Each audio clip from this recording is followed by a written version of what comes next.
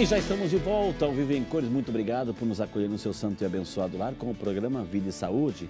Hoje falando sobre intolerância alimentar, recebendo uma das grandes especialistas, uma das pessoas mais conhecidas desse Brasil, sobre o tema, a doutora Vanessa Dinadai, nutricionista, especialista em nutrição funcional, ortomolecular e fitoterapia. Aceitou o nosso convite e está falando sobre aqui intolerância alimentar. Doutora, terminamos no bloco passado falando sobre assim, tem essa mania assim, de às vezes, eu não sou muito de comer pão, né? Mas assim, a gente viaja muito e, enfim, as pessoas oferecem um lanche, enfim. Então, a gente, para não ficar... mas eu tenho o costume de tirar o miolinho daquele pãozinho francês, né? Eu estou fazendo certo ou isso de nada adianta? Por quê? Então, a gente estava até debatendo um pouquinho isso, né? A questão do pão, tirar o miolo, claro que você vai deixar de comer um pouco o carboidrato, né? Ok. Que o pão é feito de farinha aí refinada, então você vai deixar de comer um pouco, você vai comer Vai a casquinha. diminuir. Mas a digestibilidade é a mesma. Na verdade, o que os estudos demonstram é que a casquinha ela tem mais substâncias que são, a gente chama de cancerígenas, que são as espécies reativas de oxigênio, que é o que dá a coloração dourada para o pão. Então, então agora eu vou comer só o miolo. Não, acho que tem que ter um equilíbrio. A gente sabe que todos os alimentos que são processados, que são assados, cozidos, vão formar essas espécies reativas de oxigênio. Mas o que eu acho interessante é a gente combinar. O que nós vamos combinar com esse pão? A manteiga é uma boa? É uma boa até. Por quê? Porque a manteiga, por ser gordura, ela retarda um pouco a absorção do carboidrato. Isso, doutora. Só para aproveitar o ganchinho. Manteiga e margarina são diferentes, são duas coisas diferentes. Sim. E nesse caso, o que optar? O que faz menos mal, doutora? Sim, eu opto sempre pela manteiga, com moderação. Né? A manteiga tem gordura saturada, a gente sabe, às vezes o pessoal vai falar, nossa, mas a manteiga? Sim.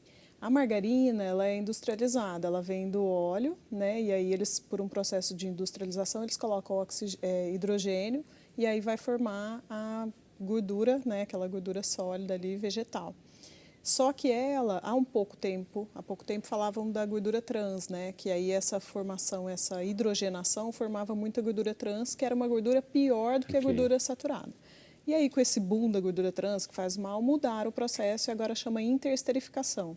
Essa interesterificação já tem alguns estudos demonstrando que também faz mal. Demora um pouco para aparecer estudo com alimento, né? Mas já tem alguns estudos criticando. Então, é melhor a manteiga com moderação do que a margarina. E ainda a gente pode usar o azeite, né? Que eu acho que o azeite é sempre bem-vindo. Pode jogar um fiozinho. Os europeus têm muito hábito de comer o pão com azeite. Eu acho que aí é bem mais saudável. Mais saudável, né? Doutor, nós fomos às ruas aqui para ouvir os questionamentos, as curiosidades do Santo Povo de Deus. Aqui o povo tem voz, o povo pergunta.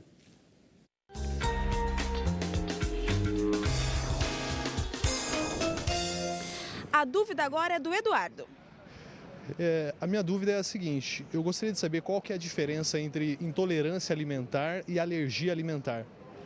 Olha, Eduardo, a gente estava falando no primeiro bloco, mas valeu a pergunta. Isso vai reforçar ainda para quem está entrando agora no programa Vida e Saúde. Então, doutor, intolerância e alergia. Então, intolerância não envolve o sistema imunológico e alergia envolve o sistema imunológico. Então, aí a pessoa já...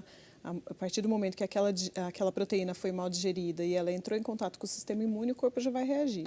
A alergia pode ser imediata, mas pode ser tardia também. Então, a alergia imediata, a pessoa entrou em contato, ela pode fechar a glote, pode ficar vermelha imediatamente. Manchas na pele. Exatamente. Enfim, né? E a alergia tardia, ela dá resposta até uma semana depois, né? Então, e não necessariamente está relacionada aos sintomas presentes na alergia imediata. Então, pode ser uma enxaqueca, pode ser... até uma queda de cabelo, qualquer problema, porque cada pessoa tem um órgão-alvo, né? Um órgão que pode gerar um desequilíbrio com mais facilidade. Isso tem a ver também com a questão familiar, genética. E aí, essa alergia tardia, a pessoa vai ter uma reação de acordo com essa questão genética. Então, eu tenho dor de estômago, ou eu tenho uma prisão de ventre, cada um vai ter uma reação diferente. Doutora, as pessoas já estão se manifestando aqui, perguntando. A Luciana Afonso, de Ubá, Minas Gerais. Obrigado, Luciana. Deus te abençoe. Gostaria de saber se a pessoa que tem intolerância à lactose pode futuramente adquirir, por exemplo, a osteoporose. O que podemos fazer com relação a isso? Porque às vezes as enzimas que tomamos fazem efeito e às vezes não. Pergunta a nossa amiga Luciana, doutora. Então, acho que a Luciana, a preocupação dela é por não consumir, né, os derivados de leite, como a gente mencionou aí no começo também. O leite ele é rico em cálcio, é claro, mas a questão da biodisponibilidade do cálcio é que é importante a gente mencionar. Por quê? O leite tem bastante cálcio, mas não é tão biodisponível, então ele não está tão livre assim para a gente absorver. E a gente tem alimentos na natureza que são fontes de cálcio também, como o brócolis, como a couve, até a gente tem o tofu também, que é uma boa fonte, a gente tem as castanhas, alguns alimentos que são vegetais, porém têm cálcio e tem uma boa biodisponibilidade. Então, não se preocupe com a questão da osteoporose pela falta do consumo dos alimentos ricos em cálcio, no caso, derivados de leite, porque existem outros alimentos. E aí ela fala quando ela toma enzima, provavelmente ela está perguntando da lactase, que o pessoal toma lactase para poder consumir os derivados de leite e mesmo assim não passa tão bem. Por quê? Porque as proteínas de difícil digestão não tem a ver com a lactase. Então, se a pessoa tem uma má digestibilidade proteica da proteína do leite, que é de difícil digestão, né, algumas frações dessas proteínas aí do leite, a pessoa vai ter um desconforto também gerado pela proteína, e daí não mais pela lactose. Doutora, aqui a Ana Paula de Godoy, de Campinas. Obrigada, Ana Paula. Tenho fibromialgia e tenho 42 anos. O glúten e a lactose podem influenciar nesta dor? Pergunta a nossa amiga Ana Paula, doutora. Sim. O glúten, por ser essa proteína de difícil digestão, uma vez que a pessoa tem mesmo essa certa dificuldade de digerir o glúten, a proteína vai entrar intacta, vai entrar em contato com o sistema imunológico e vai favorecer os processos inflamatórios, essa cascata inflamatória, que vai favorecer a patologia, no caso a fibromialgia, que é uma doença de fundo imunológico. A lactose não é a lactose, é a proteína do leite, daí sim. Então, por quê? Porque a lactose, se ela não tem intolerância à lactose, ela vai digerir a lactose normalmente.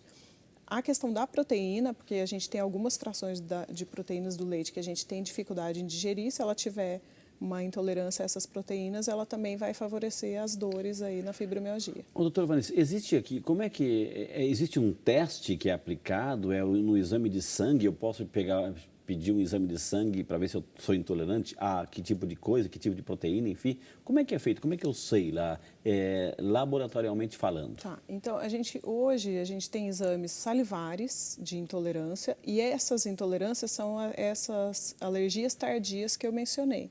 Então, não é como um teste de alergia imediato, um RAST, um teste de IgE. Então, são testes que vão avaliar mesmo a tolerância daquele organismo com aqueles alimentos. E não só o leite, mas desde arroz, feijão, vários tipos de proteínas de carnes diferentes, até ervas, plantas, né, verduras, de tudo dá para avaliar, grãos, sementes. E aí tem no sangue também, tá? Dá para avaliar essas imunoglobulinas também no sangue. Mas, no consultório, muitas vezes eu peço alguns exames para as pessoas laboratoriais que envolvem imunoglobulinas. Então, se eu quero saber mais específico se a pessoa tem mesmo intolerância ao glúten, já tem uns anticorpos que são relacionados à alergia específica ao glúten. O mesmo também com a lactose?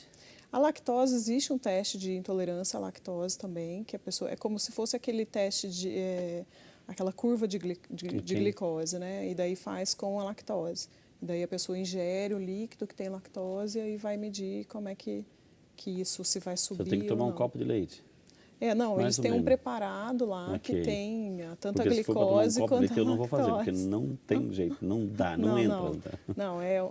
Na verdade, eles conseguem avaliar, um líquido que você toma, que contém também a glicose e a lactose, e vai avaliar aí no sangue como é que isso vai reagir. Doutora, aqui perguntas e e-mails chegando aqui. Olá, Frei Rinaldo, olá, doutora. A nossa amiga Solange Marques Alves. Deus abençoe, Solange. Muito obrigado pela participação, viu, querida? Estou com um problema em que, algum tempo atrás, comecei a ter refluxo. Percebi que aumentava quando comia frango ou carne ou leite. Deixei de comer os três e continuo com refluxo. E se baixar a cabeça, eu vomito. O que fazer nesse caso, a nossa amiga Solange, doutora? Então, ela deve estar com uma carência mesmo enzimática ou até de ácido clorídrico. Precisa avaliar sintomas desde dor, se tem o refluxo depois que come, se tem de estômago vazio, se ela come, demora para sentir fome, tudo isso a gente precisa fazer um rastreamento. Mas, normalmente, a pessoa que tem uma carência enzimática uma baixa produção de ácido clorídrico, que a gente chama de hipocloridria, o alimento fica mais tempo parado no estômago e favorece a volta, né? E aí tem que avaliar tudo, porque às vezes não é só essas proteínas, né? Podem ser outros alimentos também que estão provocando. Doutora, aqui mais perguntas chegando. O nosso amigo Amauri, obrigado Amauri pela participação. Quais as consequências se eu não mastigar corretamente o alimento? Quais as causas que o café pode trazer à saúde se for bebido com exagero? Um grande abraço, Amauri, parabenizando o programa, doutora. Então, se não mastiga, né, eu falo que não é à toa que a gente tem dente só na boca, né? A gente precisa mastigar mesmo, né? O estômago não tem dente. Então, a quebra do alimento, primeira quebra, é feita na boca, né? E aí depois o alimento vai para o estômago lança o ácido clorídrico que vai terminar de quebrar para poder chegar no intestino as moléculas pequenininhas, quebradas. Então, imagina, se eu não mastigo, como é que eu vou absorver? Eu vou ficar desnutrido, mesmo comendo muito. Então, quem come rápido demais começa a ter carências, né, de nutrientes, porque realmente está havendo uma má absorção também. E aí eu vou favorecer também as alergias, porque eu vou digerir mal, vou absorver as macromoléculas, e absorvendo macromoléculas eu vou favorecer essas cascatas inflamatórias. Com relação ao café, o excesso do café ele pode ser ruim. Para quem tem também intolerância à cafeína, acaba sendo ruim, dá taquicardia. Mas o excesso dele, ele pode favorecer um aumento aí de algumas substâncias dentro do organismo que vão deixar ele mais irritado, mais agitado, mais ansioso. E aí, se ele tiver uma tendência a ter uma gastrite ou já está com uma gastrite, pode irritar ainda mais a mucosa. Tem muita gente que tem azia com o café. Eu acho que tudo tem que ser moderado, né? Mesmo as coisas boas, porque o café tem o lado bom dele, né? Ele tem substâncias importantes, até importantes para o coração, para a saúde cardiovascular.